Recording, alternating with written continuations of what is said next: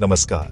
DNA में आज हम विश्लेषण करेंगे उस उम्मीद का जो देश का हर आम नागरिक आने वाले बजट से लगा रहा है। आज 28 जनवरी 2026 है और संसद का बजट सत्र शुरू हो चुका है। कुछ ही दिनों में 1 फरवरी को वित्त मंत्री निर्मला सीतारमण अपना 9वां बजट पेश करेंगी। इस बजट से देश के करोड़ों वेतनभोगी और मिडिल क्लास परिवारों को बहुत सारी उम्मीदें हैं। सबसे बड़ा सवाल यही है कि क्या इस बार टैक्स के नियमों में कोई बड़ी राहत मिलेगी? आज के समय में भारत में टैक्स भरने के 2 सिस्टम हैं, एक पुराना और एक नया। पुराना सिस्टम वो है जिसमें आपको 80C, 80D और होम लोन जैसी कई कटौतियों का फायदा मिलता है, जिससे आपकी टैक्सेबल इनकम कम हो जाती है। दूसरा है नया टैक्स सिस्टम, जिसे सरकार लगातार बढ़ावा दे रही है। ये अब आपका डिफॉल्ट टैक्स सिस्टम बन चुका है। इसका मतलब है कि अगर आप खुद पुराना सिस्टम नहीं चुनते तो आपका टैक्स अपने आप नए सिस्टम के हिसाब से ही कटेगा। नए सिस्टम में टैक्स के स्लैब तो कम है, लेकिन इसमें 80C जैसी ज्यादातर कटौतियां खत्म कर दी गई हैं। सरकार का तर्क है कि यह सिस्टम बहुत आसान है और इसमें किसी को कोई कॉम्प्लिकेटेड हिसाब किताब करने की जरूरत नहीं पड़ती। हालांकि पिछले साल 2025 के बजट में सरकार ने नए सिस्टम को बहुत आकर्षक बनाने की कोशिश की थी, लेकिन आज भी बहुत से लोग पुराने सिस्टम को ही पसंद करते हैं, क्योंकि उसमें बचत और निवेश करने पर टैक्स की सीधी बचत होती है। पिछले साल यानी 2025 के बजट में सरकार ने नए टैक्स सिस्टम में कुछ बड़े बदलाव किए थे। सबसे बड़ा बदलाव यह था कि जिन लोगों की सालाना आय 12 लाख रुपए तक है, उन्हें कोई इनकम टैक्स नहीं देना होगा। यह एक बहुत बड़ी राहत थी। इसके साथ ही नौकरी पेशा लोगों के लिए स्टैंडर्ड डिडक्शन को बढ़ाकर 75,000 रुपए कर दिया गया था। सरकार ने सेक्शन 87A के तहत मिलने वाली टैक्स छूट यानी रिबेट को भी 25,000 रुपए से बढ़ाकर 60,000 रुपए कर दिया था। इन बदलावों का मकसद यही था कि ज्यादा से ज्यादा लोग नए टैक्स सिस्टम को अपनाएं। लेकिन सवाल यह है कि क्या यह काफी है, या इस बार बजट 2026 में सरकार कोई और बड़ा ऐलान करेगी? अब 2026 के बजट से पहले टैक्स पेयर्स के मन में दुविधा है। एक तरफ वो लोग हैं जो चाहते हैं कि सरकार पुराने टैक्स सिस्टम को जिंदा रखे और उसमें मिलने वाली कटौतियों की लिमिट बढ़ाए। सालों से सेक्शन 80C की लिमिट 1.5 लाख रुपए पर अटकी हुई है, जबकि महंगाई कहां से कहां पहुंच गई है।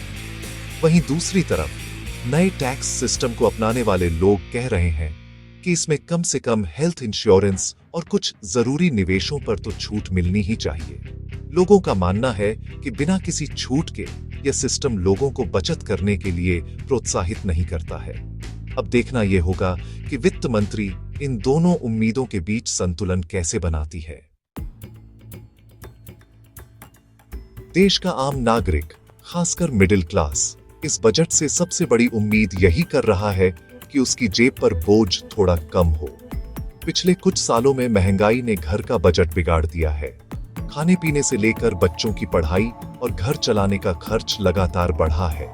ऐसे में अगर टैक्स में थोड़ी भी राहत मिलती है तो यह उनके लिए एक बड़ी मदद होगी। लोगों की सबसे पहली और बड़ी मांग यह है कि जो पुराना टैक्स सिस्टम है उसमें सेक्शन 80C के तहत मिलने वाली छूट की सीमा को बढ़ाया जाए। यह सीमा कई सालों से 1.5 लाख रुपए पर ही स्थिर है। आज के समय में यह लिमिट बहुत कम लगती है और लोग चाहते हैं कि इसे बढ़ाकर कम से कम 2.5 लाख रुपए किया जाए, ताकि वे ज्यादा बचत कर सकें। इसके अलावा स्वास्थ्य पर होने वाला खर्च भी एक बड़ी चिंता है। कोरोना महामारी के बाद लोग अपने और अपने परिवार के स्वास्थ्य को लेकर ज्यादा जागरूक हुए हैं। हेल्थ इंश्योरेंस अब एक जरूरत बन गया है। सेक्शन 80D के तहत हेल्थ इंश्योरेंस के प्रीमियम पर जो छूट मिलती है, लोग उसकी लिमिट भी बढ़ाने की मांग कर रहे हैं। उनका कहना है कि बढ़ती मेडिकल महंगाई को देखते हुए मौजूदा लिमिट अपर्याप्त है। अगर सरकार इन कटौतियों की सीमा बढ़ाती है तो इससे न केवल लोगों को टैक्स में बचत होगी, बल्कि वे भविष्य के लिए ज्यादा सुरक्षा भी सुनिश्चित कर पाएंगे। यह एक ऐसा कदम होगा जो सीधे तौर पर देश के करोड़ों परिवारों को फायदा पहुंचाएगा। जो लोग नए टैक्स सिस्टम को अपना चुके हैं, उनकी भी अपनी मांगे हैं। उनका कहना है कि यह सिस्टम सरल तो है, लेकिन इसमें बचत को बिल्कुल भी बढ़ावा नहीं दिया गया है। जब कोई टैक्स छूट ही नहीं मिलेगी तो लोग लॉन्ग टर्म सेविंग्स जैसे कि पीपीएफ, ईएलएसएस या एनपीएस में पैसा क्यों लगाएंगे? इसलिए एक बड़ी मांग यह उठ रही है कि नए टैक्स सिस्टम में भी कुछ जरूरी कटौतियों को शामिल किया जाए। इसमें सबसे प्रमुख है media group, hands holding health insurance card, family discussing health policy with agent stockers distributions equally, health insurance, national pension system में निवेश और होम लोन पर मिलने वाले फायदे। अगर सरकार नए सिस्टम में ये विकल्प जोड़ती है तो यह सिस्टम और भी ज्यादा लोकप्रिय हो सकता है और लोग इसे खुशी खुशी अपनाएंगे।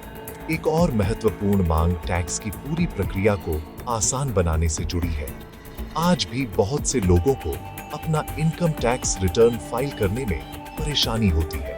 कभी एआईएस में जानकारी गलत होती है तो कभी टीडीएस मैच नहीं करता और फिर टैक्स विभाग से नोटिस आ जाता है। लोग चाहते हैं कि सरकार इस प्रक्रिया को और सरल बनाए। साथ ही टैक्स रिफंड मिलने में भी अक्सर देरी होती है। टैक्स पेयर्स की यह उम्मीद है कि सरकार ऐसा सिस्टम बनाए जिससे उनका रिफंड समय पर और बिना किसी झंझट के उनके बैंक खाते में आ जाए। ये छोटे छोटे सुधार आम आदमी के लिए टैक्स भरने के अनुभव को बहुत बेहतर बना सकते हैं। बजट से उम्मीदें सिर्फ नौकरी पेशा या मिडिल क्लास को ही नहीं, बल्कि हमारे देश के वरिष्ठ नागरिकों यानी सीनियर सिटीजन्स को भी है। ये वो लोग हैं जो अपनी पूरी जिंदगी मेहनत करने के बाद अब रिटायर हो चुके हैं और उनकी आय का स्रोत मुख्य रूप से उनकी बचत पर मिलने वाला ब्याज या पेंशन ही होता है। बढ़ती महंगाई और स्वास्थ्य पर बढ़ते खर्चों ने उनकी चिंता बढ़ा दी है। नए टैक्स सिस्टम में सीनियर सिटीजन्स के लिए कोई विशेष लाभ नहीं है, जो एक बड़ी कमी मानी जा रही है। पुराने सिस्टम में उन्हें ज्यादा टैक्स छूट मिलती थी, लेकिन नए सिस्टम में युवा और वरिष्ठ नागरिक दोनों के लिए नियम एक जैसे हैं। इसलिए यह मांग जोर पकड़ रही है कि सरकार को नए टैक्स सिस्टम में भी सीनियर सिटीजन्स के लिए विशेष प्रावधान करने चाहिए। इन मांगों में सबसे प्रमुख है कि सीनियर सिटीजन्स के लिए इनकम टैक्स के अलग स्लैब बनाए जाएं या उनकी बेसिक टैक्स छूट की सीमा को और बढ़ाया जाए। इसके अलावा एक सुझाव यह भी है कि उन्हें स्वास्थ्य संबंधी खर्चों पर, जैसे डॉक्टर की फीस और दवाइयों पर एक अलग से डिडक्शन दी जाए। चूंकि उनकी आय सीमित होती है और मेडिकल खर्च अप्रत्याशित होते हैं, इसलिए इस तरह की राहत उनके लिए बहुत मायने रखेगी। सरकार अगर इस दिशा में कोई कदम उठाती है तो यह हमारे बुजुर्गों के प्रति एक सम्मान और संवेदनशीलता का प्रतीक होगा, जिनकी जरूरतें बाकी टैक्स पेयर्स से अलग होती हैं और जिन्हें ज्यादा सहारे की जरूरत होती है। अब बात करते हैं उन लोगों की जो शेयर बाजार या म्यूचुअल फंड में निवेश करते हैं। छोटे और मध्यम निवेशक भी बजट से कुछ राहत की उम्मीद कर रहे हैं। वर्तमान नियमों के अनुसार अगर आपको शेयर बाजार से लॉन्ग टर्म कैपिटल गेन या शॉर्ट टर्म कैपिटल गेन होता है तो उस पर आपको टैक्स देना पड़ता है। हैरान करने वाली बात यह है कि सेक्शन 87A के तहत मिलने वाली टैक्स रिबेट का फायदा इस गेन पर नहीं मिलता है। इसका मतलब यह है कि अगर किसी छोटे निवेशक की कुल आय 12 लाख रुपए से कम भी है, लेकिन उसे कैपिटल गेन हुआ है, तो भी उसे उस गेन पर टैक्स चुकाना पड़ता है। यह नियम छोटे निवेशकों को हतोत्साहित करता है। इसलिए विशेषज्ञ और निवेशक दोनों यह मांग कर रहे हैं कि सरकार को सेक्शन 87A की रिबेट का फायदा कैपिटल गेन टैक्स पर भी देना चाहिए। अगर ऐसा होता है तो जिन छोटे निवेशकों की आय टैक्स छूट की सीमा के भीतर है, उन्हें अपने निवेश पर हुए मुनाफे पर भी कोई टैक्स नहीं देना पड़ेगा। यह कदम न केवल छोटे निवेशकों को राहत देगा, बल्कि देश में निवेश की संस्कृति को भी बढ़ावा देगा। जब ज्यादा से ज्यादा लोग शेयर बाजार में निवेश करेंगे तो इससे देश की अर्थव्यवस्था को भी मजबूती मिलेगी। सरकार को इस मांग पर गंभीरता से विचार करना चाहिए, क्योंकि यह एक छोटा सा बदलाव लाखों छोटे निवेशकों के लिए एक बड़ा तोहफा साबित हो सकता है। भारतीय मिडिल क्लास, जिसे देश की अर्थव्यवस्था की रीढ़ कहा जाता है, आज कई चुनौतियों से जूझ रहा है। एक तरफ बढ़ती महंगाई है जो महीने के बजट को बिगाड़ रही है, तो दूसरी तरफ अपने सपनों को पूरा करने का दबाव है जैसे अपना घर खरीदना, बच्चों को अच्छी शिक्षा देना और एक सुरक्षित भविष्य के लिए बचत करना। पिछले साल के बजट में 12 लाख तक की आय पर टैक्स छूट देकर सरकार ने एक बड़ी राहत जरूर दी थी, लेकिन महंगाई की दर ने उस राहत के असर को कुछ हद तक कम कर दिया है।